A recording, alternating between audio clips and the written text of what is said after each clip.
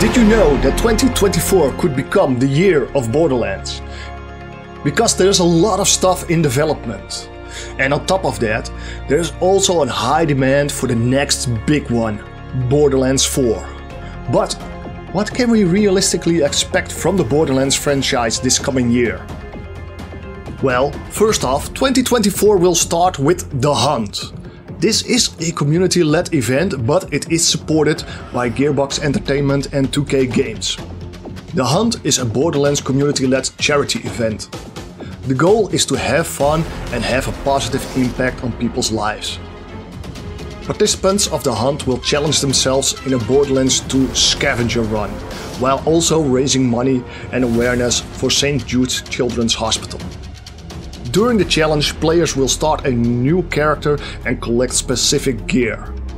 Each item has a specific point value assigned to them. The person that manages to collect the most points or completes the farm list in the least amount of time wins the event.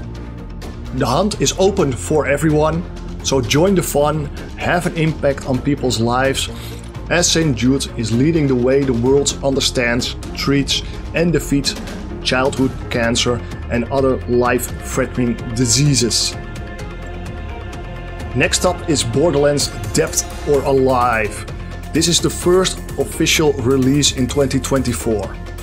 It's a novel written by Anthony Burch, who was also the lead writer of Borderlands 2. This is an all-new story that takes place directly after the events of the original Tales from the Borderlands. Borderlands Dead or Alive will feature Fiona and Sasha and will address the ending of Tales from the Borderlands, what they found and how they deal with it. This novel will be released on June 26th, but you can pre-order your copy now on Amazon. The next big Borderlands project that's in development is Borderlands EchoVision Live. This is a collaboration between Gearbox Entertainment and Genvid Entertainment.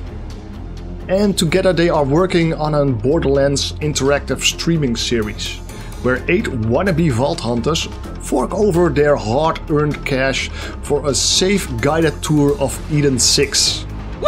Their experience should have contained all of the excitement and none of the dangers. However, things will take a different turn.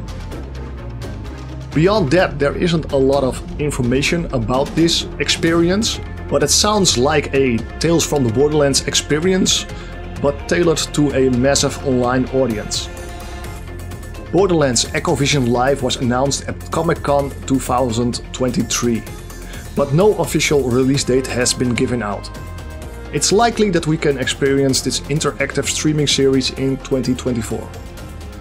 The biggest confirmed release for 2024 is the Borderlands Movie.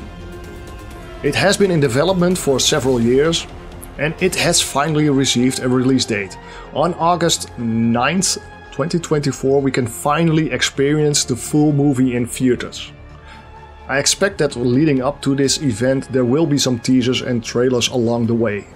The Borderlands Movie isn't a direct one-for-one retelling of the games, but it will draw inspiration from its source material. It's kinda like how Marvel keeps their cinematic universe separate from the comics, but honors their fans. Next up is Borderlands 4, and while there are some little hints that it is in development, however, there hasn't been an official announcement or release date. So it's currently unknown if we will see Borderlands 4 this year. Some folks are speculating that the Borderlands movie can be a great tool to get more people to play the games. And that's definitely true. But other than that, it could just be wish fulfillment, as there isn't a lot of solid evidence to confirm this. Getting a new Borderlands game 5 years after the release of Borderlands 3 would be great. And I'm all for that. But Gearbox, 2K, please give us a confirmation. I think we can also expect a lot of Borderlands merchandise this year. Technically you can already count the book Dead or Alive as merchandise, but I think the Borderlands movie will also spark a lot of new merchandise. And if Borderlands 4 is happening, the floodgates are open. I also think that we'll be getting a new season from Echoes from the Borderlands. I really enjoyed that podcast, but if you look at the YouTube numbers, it wasn't a smash hit amongst the fan base. That said, I'm still hopeful that we get a second season, because I think there's still a lot they can do with that. I'm sure they are gathering feedback and are looking into ways how they can be relevant, cross-promote and serve an audience. Season 1 was created as one batch, and therefore they weren't able to iterate each week as they released one episode at a time. So I think we will see some adjustments in the second season. Season 2 could talk about the previous mentioned releases and really gear up some excitement for the Borderlands movie. Randy Pitchford could talk more in depth about his role in assisting the production of that movie. We won't be seeing Tiny Tina's Wonderlands 2 in 2024. While Tiny Tina's Wonderlands has its roots in the Borderlands franchise, Gearbox Software sees this as a new IP and its own franchise. Therefore, technically, Tiny Tina's Wonderlands doesn't fall under this what to expect from Borderlands in 2024, so bye! But not everybody sees it that way. It was mentioned that new Tiny Tina's Wonderlands experience are in development, but I wouldn't expect them this year, since the first game released in 2022, and Gearbox Software will likely be focusing on the next Borderlands game.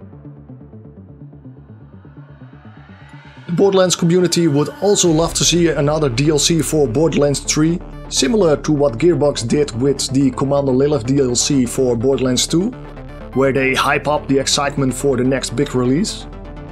And I already thought that they were crazy doing that with Borderlands 2, so I'm not expecting this, but yes please. I do think that Borderlands 3 will get another patch, just because Gearbox can then put a Borderlands 4 banner in Borderlands 3, and the developers will sneak in some minor tweaks that the community will probably love.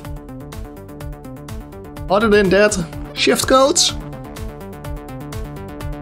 Yeah, 2024 will be filled with shift codes. You heard it here first.